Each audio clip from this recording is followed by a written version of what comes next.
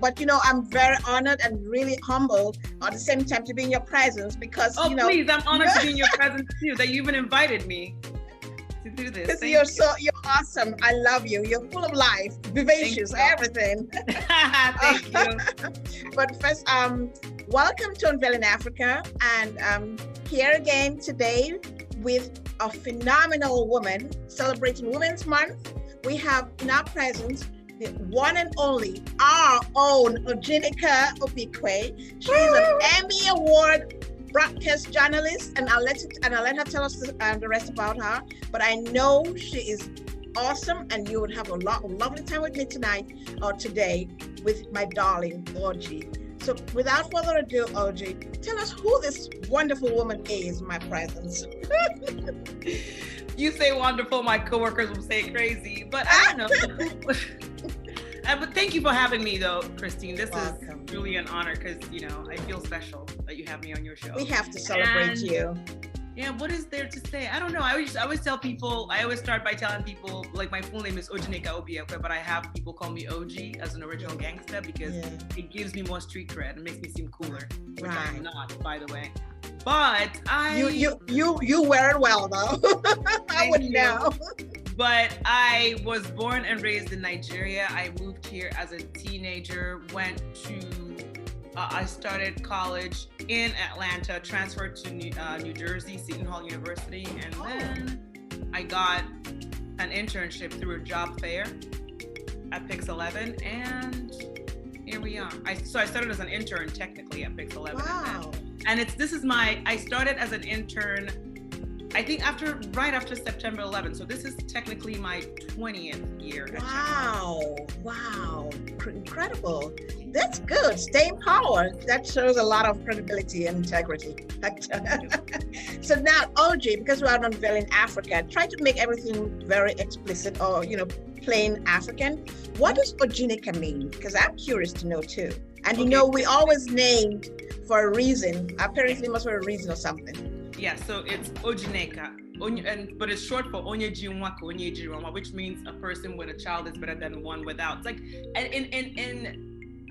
it's pretty much to have is better than not to have, because in Africa how there's this importance put on having a boy over a girl. Right. And so I think my mom had my first sister, Ebele, which means mercy. Yes. God's mercy. So my mom had my first sister. So when they had me, I don't know if there was an expectation that'd be a dude, I don't know, but she said my grandmother came in, saw me, and said her name's gonna be Ojinika. So it means Onyejin Wako, Onyejin Wako. It means like it doesn't matter what the gender of the child is, all that matters is to have a child. So wow, you remind me of my last one family. She was a girl. Her dad had a boy, and then he thought, now this was a gateway open to have boys. So when she came along, it was a girl. He was a little disappointed. But then anyway, my grandpa said, you know what? There's some girls that are more powerful than boys. So you know what? That's what her name is going to be. But the thing is, it's so funny how in Africa we put so much importance on that when in this country, a lot of powerful men have all women. I know. Barack Obama has all women, Bill Clinton, George W. Bush, and even JFK that had a boy, his son ended up dying, but it's JFK's name that lives. It's kind of like you building your own legacy. Your name is whatever you create is your legacy, not your children. So JFK has been gone forever. We mention the airport every single time. You know what I mean?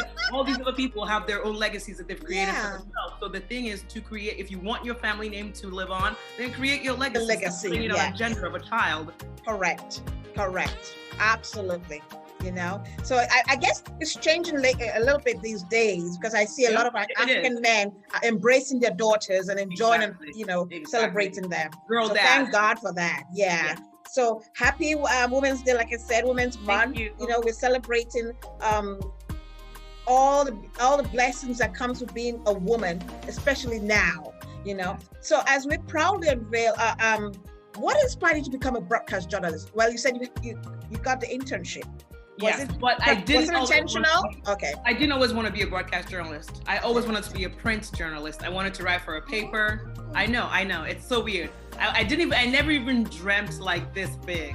It was not even on my radar whatsoever. So I always wanted to write because like from grade school, well, primary school is what we called it growing up. Yeah. So from primary school, my teachers were always like, oh, you're such a great writer, you're such a great writer. So in my head, I was like, what can I do that involves writing? I said, okay, journalist. So I always thought I would write for a newspaper, and I always wanted to maybe have like a column in a paper. You know, like how in Africa, they have like, back then, they had like all these columns. So people like, dear Mrs. This happened, and then you can give them advice. Like I had no business giving anyone advice, but that's what I had in my head. Oh, wow. So, yeah. So when I moved here, and I started school it was DeKalb College then. I think it's now Georgia Perimeter College, because I moved here as a teenager. So my uncle put me there, and he was like, oh, so I can like, you know, get used to the system. Because I graduated high school at 16. Wow. And then got here at 17. So he was like, yeah, she can start here and then get used to the country and all that. So I remember my professor, Professor Wadley, would always say, OG, I know you're a great writer, but I think you should do television. And this is me, like an 18, I know. At 8, I'm this 18-year-old, like, kid from West Africa. And like no one, like I didn't think I looked like anything on television. I didn't think it was even like a possibility. So he would tell me this all the time. And in my head, I would just say, crazy white dude. That's what I would say. And I would just say, okay. And I would say, okay, just so he will stop telling me. Yeah. You know, like, I don't know where TV stations are. Like, I didn't even think they were on Earth. I just thought maybe it would be like somewhere, I don't even know. It didn't even seem realistic to me. So I would just say, okay, I'll do it. So when I transferred to Seton Hall in Jersey, you had to do broadcast journalism. Their communication school was like everything. So with print, advertising, PR, whatever, everything was the School of Broadcast Journalism. So I had no choice but to do it. And then after I did it, I was still looking for internships at newspapers like NJ.com and all. Yeah, I was still, like, I wasn't even looking anywhere television related. So I believe there was a job fair for the communication school that I said I wasn't gonna go to because it was TV people. And then this girl that I met, Sue, she was dating my friend's brother. And she was like, oh, do you know they're doing this for the communication school? I was like, I'm not gonna go. She's like, you have to go. And I said, I don't wanna, I said, there's no point. And she said, what's your reason for not going? What do you have to lose? And I said, you know exactly. what? I said, but I don't have my resume. She's like, send it, I'll fix it for you. This is a girl that's like my junior. She's not even my know. So she said, I sent it, she did it, printed it for me. She's like, I'll even take you myself. Oh. I know. And then I said, I'm only going because you're going, Sue. And then, exactly. And then. You're going to Sue now. What? And then last minute, she says, I can't go anymore. Her boyfriend planned a date. And I was like, well, I'm not going. But then I felt bad that she had put the work into the resume. You, yeah. And I was like, you know what? I'll go. And then she's like, I'll give you my roommate to go with, or one of her friends. So I was just like, I'll just go so she doesn't feel like I don't appreciate like all of her. Right. So we get there, and the girl was looking for a paid internship. So I remember we go into the room. It's like a conference room at school. So it's like all these TV stations were set up with their desks, with their tables, like with their representatives. Yeah. So the girl will walk up to them and she'd say, is this a paid internship? They'd be like, no. And she'd go, so we're going, I knew that she was just looking for a paid internship. So we're going from table to table. I didn't speak to anyone. I did not. I already rolled up my resume. I said, if Sue asked me, I'm going to be like, I went. Nothing happened. Exactly. You told me to go, I went. So we're going. She goes from USA Network to TBS to, I think Spike was there that day. And then the last one was WB, which is now CW, Warner Brothers. Okay. So I was just standing there at this point. I'm like, I have my resume rolled up. I'm like patting my hand, like playing music in my head. I'm like, let's just leave. And she's asking if it's a paid internship. The guy says no. She goes, again, because I already rehearsed how she does the same thing for each table. Like, and then all of a sudden the guy goes, are you a broadcast journalism major? And I go, who, me? He goes, yes, you. And I said, yes. He goes, are you interested in an internship? No. And then he goes, no, he said, do you have your resume on you? And I said, yes. He goes, can I see it? And I go, oh, sure. And I unfolded it because it was already like Moses' like the scroll Moses had when he put out the Ten Commandments. Right? It was already that. So I was like, uh-oh. And I unfolded it and I gave it to him. And he goes like, okay. He's like, would you be interested in an internship? I said, oh, sure. In my head, I was like, well, if you're giving it to me, all right. Yeah. But he wasn't. He was like, okay, we're going to call you for an interview. And I said, oh, okay, cool. And I never check my messages. Never, ever. So one day something just said, I don't know why. I just checked my message. And he's like, hi, OG, this is Cesar Darius. from Channel 11. Can you please come in, blah, blah, blah, for your interview? Wow. And I was like, okay. And I'm rehearsing all these things. I'm like trying to find the lies to tell so they think I'm cute and uncool and whatever, and that I deserve it. And I'm rehearsing like, oh, this is why I'm great for this. And I'm like picking up all these lines and stuff. And then I get there and he goes, so what's your class schedule? Because this is class credit. Okay. And I said, I go to school, blah, blah, blah. Because they don't pay you, but you get class credit. Credit, and yeah. I told him what my schedule was. He's like, okay, can you come in on the days you're not working? You're not going to school. I said, sure. And that was it. Wow. Wow. Yeah. What a story. I know. Oh, wait, Christine, it gets better because after the internship, the executive producer, John Hausman, says to me, he's like, you know, I trained on the desk, on the assignment desk, and I was film producing. That's what they trained me on during my internship. Okay. So John says to me, you know, we have no openings like in that area. He's like, but if we ever had an opening, I wouldn't have to interview you because you proved yourself. I was like, really? Okay, wow. Cool. But then I was still cool with it. That's the good thing about being kind to people, being nice to people. Exactly. I'm glad. I was just gonna say that. Yeah, because not even long after that, Armando, I think he's at CBS now, and he calls me or texts me. He's like, hey, OG, call John. Nicole is leaving. Nicole was the girl who put me on the desk. She was going upstate to become a reporter. So I emailed John. He said he wouldn't interview me, right? So I was like, hey, John, this is OG. Remember how you said that if there's an opening, you have to interview me? I heard Nicole's leaving. When do I start? And then he responded, how does Tuesday sound? Wow, just like that. Wow. So, congratulations. That's a story. I know. That was like 19, 20 years ago. I know, incredible. And you still look like 19 or 20 anyway. That's because black don't crack, Christine. Right, that's right. That's right. Yeah. Yep. Now, you came into America at a relatively young age. And I know you immediately pursued this career that you just told me the whole story about. Did you have any perceptions of what you were getting yourself into? No, because I honestly didn't, because I knew, like, I loved watching the women in the news growing up in Nigeria, like how they're dressed up with their head wraps and all that stuff. So I loved watching that. I just knew, but I didn't, and my mom's friends were in television growing up, but it was never a thing I thought, oh, maybe I can do this. And plus I believe I was very shy. I think I still am, but you know, who knows? I'm a mess. But I never had any perception or thought, because I didn't think I would be doing this. Even at Channel 11, all I wanted to do, I was gonna write. I thought I was gonna end up writing or producing, but it was everyone there, like my bosses there saw something in me that I didn't even realize. You got it. The IT, you got it. If I wasn't at Channel 11, I don't know that I would be doing this today, because it took them, like every single person around me, to convince you that. And when they would say, oh, use OG for that, or this person's not around to do this interview, OG do it. And I'm like, huh, what? And it was just, so if they didn't see it, I wouldn't have realized it, because I didn't even think, I never thought of it. So there was no, God brought you to the right place. Yeah, God brought you to the right place. Exactly. Sometimes we just have to walk our ways, minding our business, stay in our lane, and God will bring us to the right doors. Exactly. You're just the epitome of that. Yeah. Anyway, thank you so much for that. Now I know they love you there. I know they do, because they call you our own OG, and I'm saying, oh my gosh, that's my own too. Having survived this business for over 20 years, what striking information would you use to empower the younger ones coming today? You know, like if anyone wanted to do it today, I don't want to say stumble, because I don't want to minimize your effort or your journey, but you didn't set out to say, oh, I'm going to be a broadcast journalist. You came into it by divine intervention, I would say. Pretty much. Yeah. Pretty much. So in what would you tell your younger self today, or your younger ones coming? Like, how would you prepare to be in this business? Is it something that you would recommend? I think it's the same as every business, every career in life. You have to do it for the right reasons. Right. And have passion for it. Because I know some people meet me and they say, oh, I want to be famous. I want to be on TV.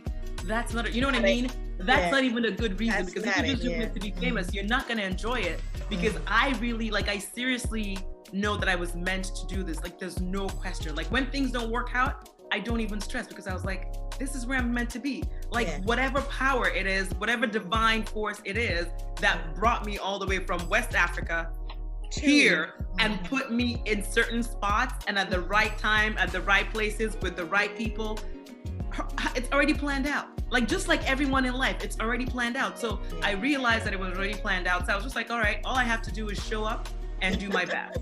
And I always, and people would say, oh my God, that was back in the day, they would say, oh, you work too much. Why are you wasting your time like doing this for the company? It's the man, it's this. I was like, no, I'm doing it for myself. Exactly. And my hard work is gratitude in action. Because it's one thing for us to say, thank you, God, for what you've given me. It's another thing to show him how grateful you are.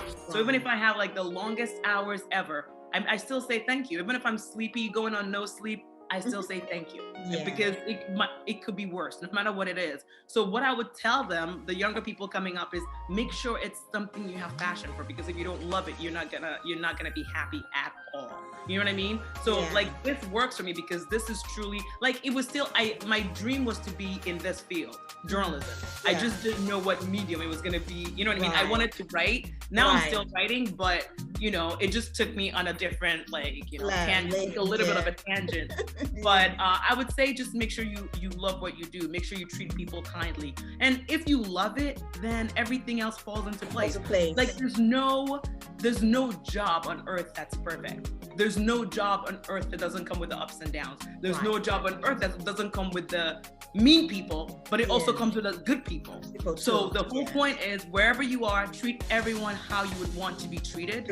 Do your work, because no one's handing anything to you. Like, you don't, like, no one owes you anything. No. You know what I mean? So expect nothing, accept everything. But be kind to people, because I don't know that I would have survived if a lot of people did not have my back at certain times. Because for each job I went to at Channel 11, there were always people lifting me up. And they only lift you up because of the way you treat them and the way you make them feel. And if you're not nice to them, or if you're not respectful or kind to them, bring you down. They might not be that willing to do that.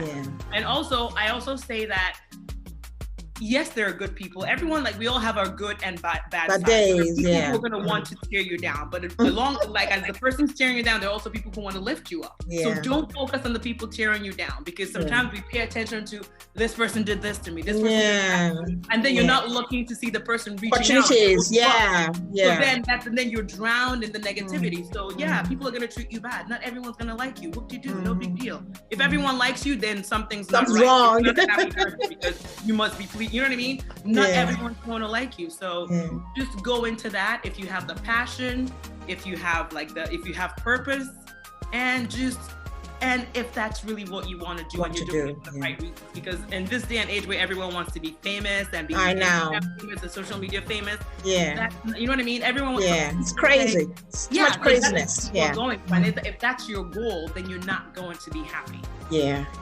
I like what you said, because, you know, I've been also doing this for like 10 years on my own. I have a regular job, a 9-to-5 job, but when I come home, if I'm not 9 to 5 anymore, it's like 9 to whatever they want me, you know? So, but I always squeeze in time, make time, sacrifice my vacation time to, you know, to embrace this whole thing in my purvieue. But I wanted to do journalism, and I wanted to do broadcast journalism. But my dad, there you go. Well, my dad didn't want to, you know how dad either be a doctor or a lawyer or whatever. But he never really pushed me. That I must say that, God rest his soul. But I wanted to make him proud. So I said, I'll study architecture. So I studied architecture, you know, and that's when, you know, I said, you know what?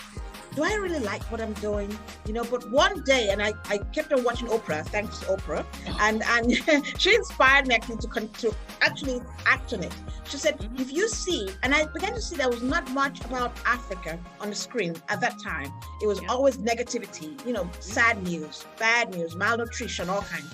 So she says, if you don't see what you want, you act on it, do it. So I said, okay. And I was talking to everybody I met in the world then. I said, how can I do this? How can I do this? And people said, you have a lot of money? Or do you know, I don't know how you want to do it, but do it if you want to do it. So I started off, and someone gave me the advice to go for like a little internship with the cable television networks then, and they'll train you with everything and all, do an apprenticeship with them, and then you're live, so that's how I got to do this too. But it's been a struggle. Yeah, I know, because I don't have the viewership, I don't have the visibility, but I know, so that's the only thing that's holding me back. But other than that, everyone's commended my efforts and what I do, and I just loved it. Because I tell you, it's rain, snow, sleet, or shine, I'm doing what I gotta do. I have to travel, when I had to travel and all kinds of stuff. But let's get back to our princess here. Tell me, in this business, you're also exposed to all kinds of people. And I know you've interviewed from the very least to the very top, the best of the best. How do you feel when you walk into a room or you meet up with these people that we all look like, oh my God, and you're talking one-on-one with them, a young Nigerian girl in the presence of someone like an Oprah or Beyonce or something. How do you feel? I don't even know. It's surreal. It's still surreal to me and it's always going to be, because I never dreamt it. So the fact that it's happening, it's just, I don't know. I'm just grateful. I just say thank you. That's all I say, because I don't even know how to explain it, because it wasn't even, it's not like I planned it or I wished for it and then it happened. I'm like, oh my God, this is crazy. Wow, my prayers answered. I had no idea. So I just laugh and I look up and I go, pretty funny that this was your plan. So because I get that it has nothing to do with me. You know what I mean? This has nothing. I'm sure it does. I'm sure it does. No, it has. No. It honestly, and I know you always tell me, you were like, oh, you have the it. The it isn't because I worked on it. It's because it was given to me. Do you know what I mean? Yes. It's you know spirit was running down. You know what I mean? So it was given to me. So I understand that. So I try not to misuse, but like all of this it's like not in my power. I have nothing to do with it happening. So I just sit back and I was like, I always go, wow, this is crazy. I can't believe this is happening. But then on the outside, I have to be like, okay, but the thing is, there's no, like, there are big names. They're like not so big names, but all of them, I feel the same about all of them. Do you know what I mean? Like, I feel the same amount of gratitude. Like some of them are like more, I have the more whoa factor, but I still feel the same gratitude for all of them. I still feel the same excitement for all of them, because I didn't even think or you ever thought this would happen. And for it to happen, like, I'm like, grateful is the word I can use. You know what I mean? Someone was saying to me the other day, she was talking about, I think, how, people trying to copy or try to be like you or trying to do this or trying to do that. And I said, I'm never worried about that. And she goes, why? I said, because first of all, everyone's different. Exactly. There's only one me. And I said, and another thing, I said, I was anointed to do this. I didn't choose to do this. This is something that was it was part of my package. Like certain things you buy from the store comes with batteries. Some things don't. Some things come with this. Some toys can speak, some toys don't. Some, like, it is part of my setting. This is how I came from the factory. Like I said, I'm anointed, so I don't really, it doesn't bother me. You don't care, You know what I mean? And you know what? They could copy you as much as they want. There can only be one OG, and you can only be that person. Yeah, it wasn't even about people copying me. She was saying, it was kind of like, she was trying to say, kind of, if someone's trying to take your job, and it works for any job, whether it's on camera or off camera or at an architectural firm. If someone's trying to go behind your back to do what, there's only one Christine. I know. And I got you. No one can take your job because you, like you said, you're anointed. And all you can do is be you and do your best. And when Christine draws her structure and you draw yours, it's not going to look the same. Christine did. Do you know what I mean? So that's what I was trying to get to. I was trying to tell her, listen, it doesn't matter if someone's trying to do whatever in any field. That's how it works. That's what I think, at least. You're so wise. You should have a coaching session or something and inspire us all the younger women and us older women and all. No. Now, did any one of them ever give you a hard time? Like, were they snobbish or deliberately, looking down or talking down? But my coworkers are gonna say, they're gonna say, that I always see the best in things. Like if there's a movie, they might be like, oh, this movie sucks, but like wait till OG comes out. She's gonna be like, oh, but what if? Or you say this person was mean. I was like, what if they were having a bad day? Like I've honestly, someone might tell me, oh, this person was an a-hole, or this person was this. I was like, really? But they were fine to me, not because of me. But I'm not looking for, I just go in there, act a fool. I'm actually going in there to entertain myself. Exactly. I don't do it. So when I do things, I'm actually cracking myself up. Not even so. I go there. I see that. You know what I mean? I act crazy. I laugh. I leave, and But also, there's a guy that I follow. Oh well, he's passed on now, Wayne Dyer, and he says, when you change the way you look at things, the things you look at change. Yes. You know what I mean? So if you're going out there looking, if everything you see, and then sometimes we see, like if we're always seeing like someone being mean to us, maybe it's us. Yes. We know that someone's being mean because we recognize meanness because maybe we know it. We know what it is. So for me, or you're looking for it. So of course you'll find it, Yeah, exactly. If you're looking for it, that's what you find. But for me, I just go in there like with just a clear mind. Yeah. And my crazy self and call it. But no, I can't even say that anyone has been like horrible or try to give me a hard time. And I know some people have not, because like people see celebrities on TV and they're like, oh, they're gonna be on all the time. You know what I mean? Like it doesn't work that way. Just because someone's like a stand-up comedian doesn't mean that he's gonna do a show for you the first time you meet him. You know what I mean?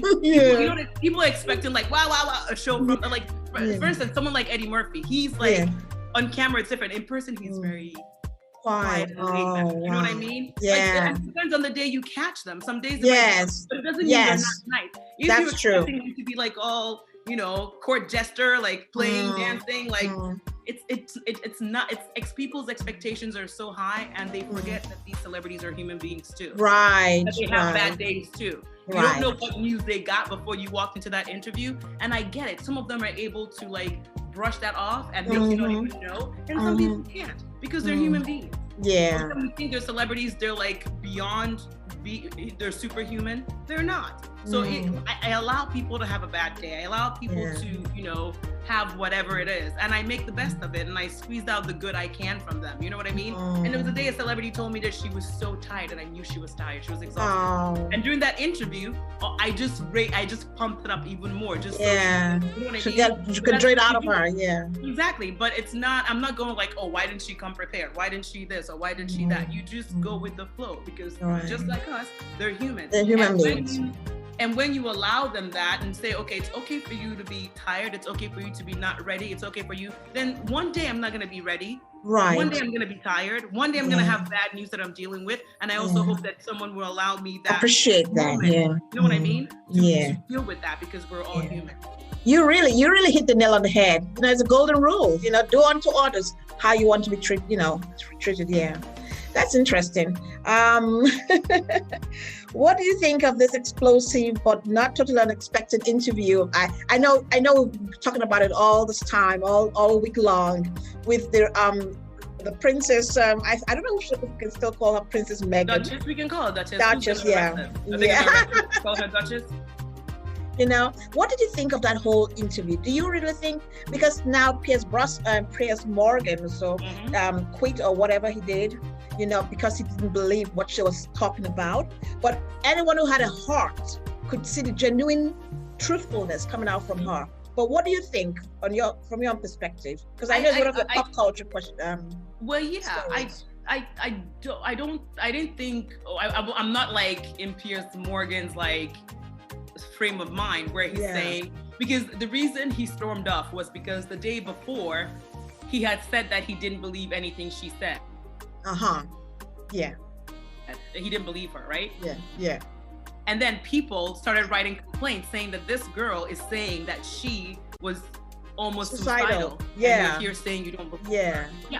And so they got like more than 41,000 complaints. Right, I heard. The Ofcom is like, I think it's like the FCC of the British like media corporation, like broadcasting media. They got more than 41,000 complaints saying that it was insensitive. And I guess some mental health organizations also spoke out against him. So I believe the next day, the weatherman on his show called him out. And he said, I know you're mad at Meghan because she used to be your friend and she stopped taking your call, but day in, day out, you drag this woman all the time. She stopped talking to you, but she's never talked about you. So why do you keep, and that's when he walked off.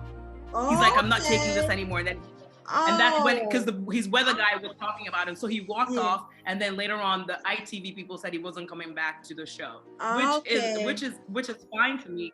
But my whole thing is, I understand that we're supposed to have freedom of speech. Right. But we also have to have a level of understanding. Yeah.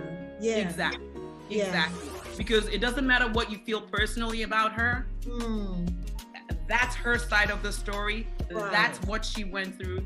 That's how she feels. And he's like, and he was telling one of the guests from before. I think the guest from the day before was a Nigerian lady. I forget her name, but Dr. Shola.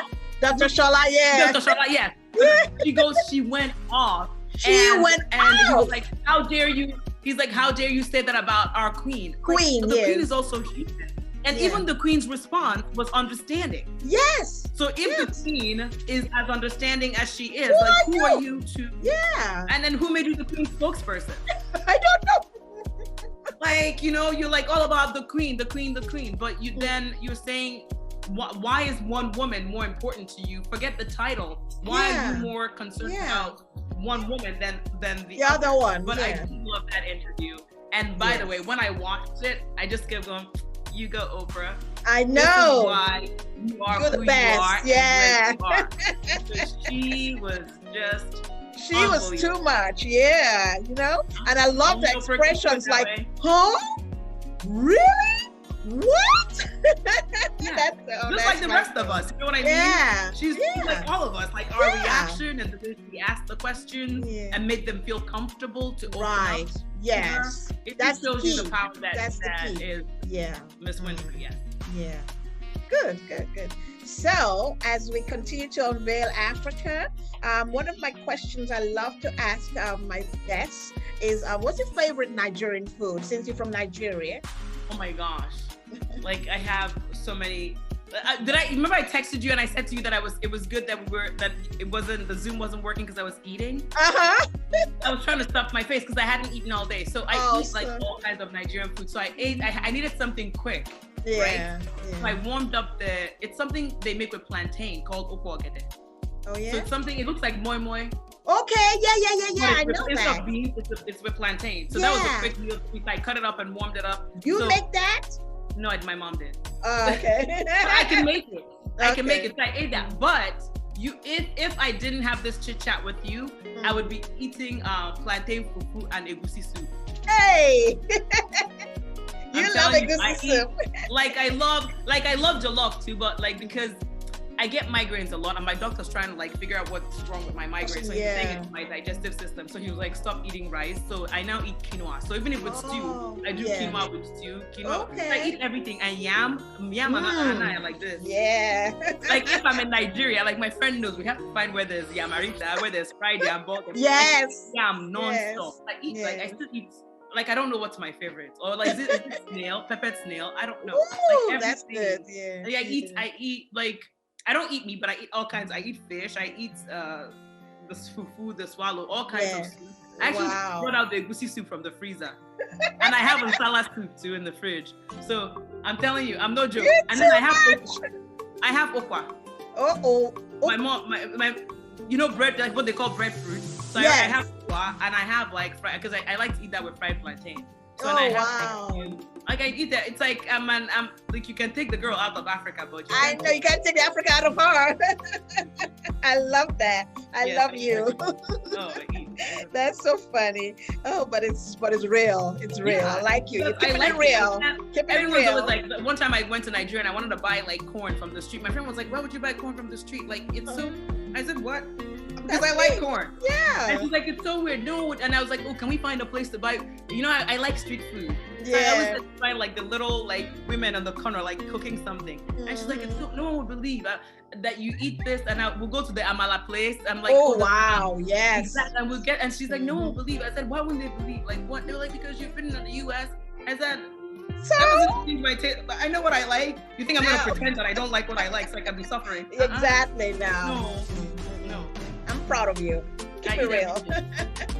Okay, now as we strive to unveil the continent as well, I also asked my guests, what 2 countries in Africa would you love to go to? Because eventually my dream for this show is to visit all the countries in Africa, and I'll go back to my interviews and see people who really had interest in these particular countries, and maybe we'll all go together and explore the countries. Wherever you go, take me, please. I'll go with you, please. Definitely. But I would say for sure. And why? I've never been to Ghana. Really? I know. Wow. It doesn't even make sense. It doesn't even make sense that I haven't been to Ghana, because I've been to like South Africa, Senegal, like the Morocco. I've never been to. So Ghana is like number 1 because we're neighbors. You know what I mean? I know. Like that's next what I'm saying. Yeah, that's what I'm saying. I could jog over there. Yeah. I can't. And what other country? Okay, so I would say Ghana and wherever else. You know where I want to go to? Okay. So okay, I'm supposed to go to the Congo because my friend is from the Congo. Okay. My friend Patricia. So I would love to go to the Congo, but I think I'm gonna go there before you start planning your show. So I might go there this year or next. And I know someone who knows the president of Congo. What? They're married. Their brother is married to the niece. Ooh, let us in then. That could happen sooner than later. Oh my God. Okay, then so Ghana, Congo. But I love everything. I don't know why. I love everything Somalia, Ethiopia, Eritrea. Yeah. Just because I feel like I want to go there and find out what their beauty secret is, because I have never. They all look amazing. Beautiful. Everyone looks like a supermodel. And slim and trim too. I know. One time where was I? I think it was when I used to come into work really early. You could pass for work for them too. You have to God. So this guy from Somalia, he saw me, he goes, excuse me, he said, "Are you Somalian?" I was like, "Thank you." I said, "That's one of the best compliments." I said, "What?" He goes like, I said, "Why would you?" He's like, "Your eyes." I was like, "I wish." Yeah. That's what he said. But I love everything about their features. I'm gonna go there and figure out what their secret is, because I feel like there's a secret like fountain that they drink from that makes them. I know. I'm gonna take my gallon of water and go there and fetch. Please, we'll get together and we'll sell it. Yes, we will. The magic potion for youthfulness. I know. Okay. All righty. Now, after we've talked about, what about the musicians these days? We have a lot of these African Afrobeat stars and all. Which one do you like? Which one do you follow? Who would you play? What's your playlist? Yeah, I really like all of them. But I listen to I like all of them. I like all of from Davido to Wizkid to Burna Boy to Fado Ranking to like Olamide, like from Runtown. I have like my Afrobeats playlist. I even have an African gospel playlist too, because African gospel is like a whole different level. Yes. Oh yeah. So I listen to those too, but I really love Davido a lot. Okay. Like I listened to his because it was, although Flavor was one of the first Afrobeat songs that I heard on the radio here in the US. Okay. Flavor was the first person. Even when I was in college, my classmates would be like, "Oh, do you know Flavor? He has a song, blah blah." He has that shower song, which is like a bad word. I know. But they were like, "I love it." I'm like, and they're like, "What does it mean?" I'm like, what to know? But but the Davido thing, like the pride is different, because it's just like they just randomly play, like it's just like normal. They play him a lot on the radio. Yes. Like I see people singing along to it. Some of my coworkers are like, "Oh, we love him." So the fact that he's able to break, and he's in the new Coming to America. He's going to Coming to America too. Yes, I saw him. Yes, he is. But then also the Grammys are this weekend. Burna Boy is performing. Oh wow! For the premiere show, the pre-show for the Grammys. Oh, okay. He's nominated too, and then Wizkid is nominated too. Oh wow! Finally, Wizkid. Because he was saying they don't recognize me, but I don't care. It's like everyone, they're all doing like such great things. So I listen to like different people. Like, are you gonna be at the Grammys? No, because everything is virtual. Now, but okay. yeah, but our fellow Africans, South African Trevor Noah is hosting it. So yes. Have you ever met him, Trevor? No, I've never. Oh my gosh. Maybe wow. they probably won't let me because I'll probably be like, oh. You might kidnap him. You might kidnap him. I know. I'll be like, brother, it is me from the homeland. And he'll be like, security, come get this woman. You're too much. Now, as we're about to round up such a wonderful conversation, I wouldn't call it an interview, but that warm conversation with a sister and a princess, and I love our Oji. What's your legacy? What do you want to leave? Like we talked about this at the beginning of the show. Like if you knew, my last question would be, I know we all want to be remembered by something. What would you want your legacy to be? Like way down the road, and we're talking about Oji, and they'll say, oh yes, we remember Oji because. Okay, so because I like reading like sayings and quotes and all that stuff. So I remember there was one of Maya Angelou that said that people won't remember you for what you said or what you did, but how you made them feel. So I hope that when people remember me, they remember me for how I made them feel, and I'm hoping that I'm conscious of trying to make people feel as great as they possibly can. I would love to be like the bright spot in their day, even if it means making a fool of myself, just to make them smile, because we don't know what people are going through a lot of times. Yes. So if my ridiculousness is the one time in the day that you forget whatever issue you have, then my work here is done. So that's what I would love to hopefully people remember how I made them feel, and it would be a great feeling. That's a wonderful legacy. I mean, because if the whole world thought that or lived that, then we wouldn't have any problems, because we'll always make people happy or feel understood. Or at least try, yeah, exactly, try, because you can never make everybody. Yeah, it doesn't mean I'm not crazy, or like when people annoy me, I don't go, you know me, I'm African, I have to speak my mind. Of course, now we're gonna be ourselves. But even I will speak my mind, tell you how I feel, but that doesn't mean I'll put you down or disrespect you. I'll still, I'll always try to make people feel great about themselves or about the day or about life or about anything.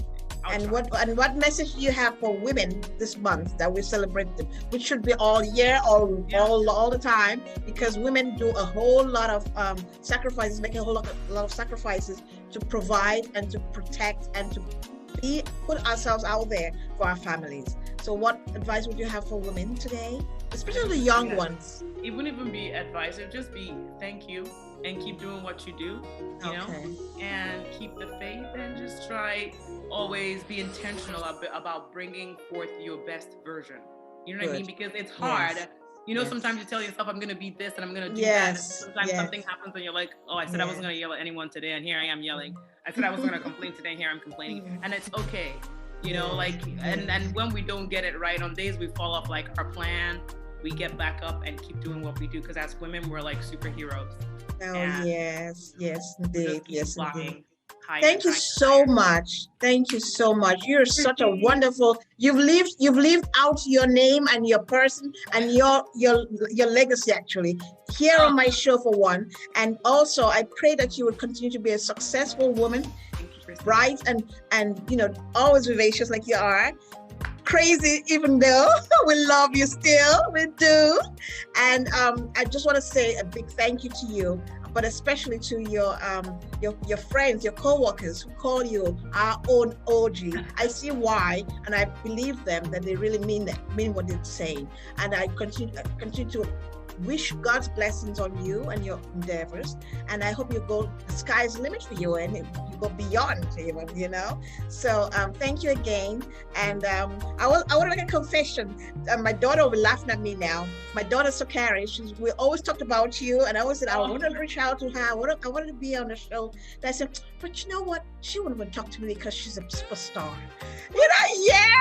So that's my confession. I'm not even close to being a superstar. So when you responded, and I told her, she said, well, gee, you see, mommy, she wasn't being mean. She was just busy. And, and that's what you say, you already said that, sometimes we misjudge people, and we shouldn't do that. We should always look out and seek out the best of people. So that's something I take out of this, and I will share with the world. Thank you very much again. Send me well to your co-workers, especially your boyfriend. You're always going back and forth with him. Dan. Dan's like my annoying little brother that I'm gonna keep fighting till the end of time. I said, these two have to get married. They're always fighting. No. Yeah. But anyway, say me well to all your coworkers and your family and your mother, especially, for raising what a wonderful human being. Because of her, we have a blessing and a gem to live with. Thank you again. Thank you so much. Such a pleasure. You. Thanks for doing this and for inviting me. I'll see you soon. So, all over Africa. Amen. Yes, we are. We'll this. Go unveil Africa together. Amen. Yeah. Like have a good day.